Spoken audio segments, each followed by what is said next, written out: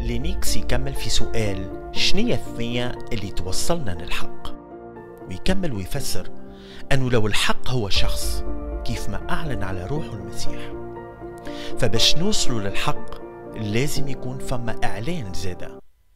يقول كيفاش نجم نعرف حقيقة شخص؟ مثلا كان نحب نعرفك أنتي، نجم نحطك على طاولة ونسكني لك مخك ونقيس لك شوية نبضات كهربائية، أما عمري ما نجم نعرفك بالكدا. دونك الطريقة الوحيدة باش نعرفك هي انك تكشف لي على روحك، اللي عادة أول حاجة في كلامك وحركاتك وتصرفاتك.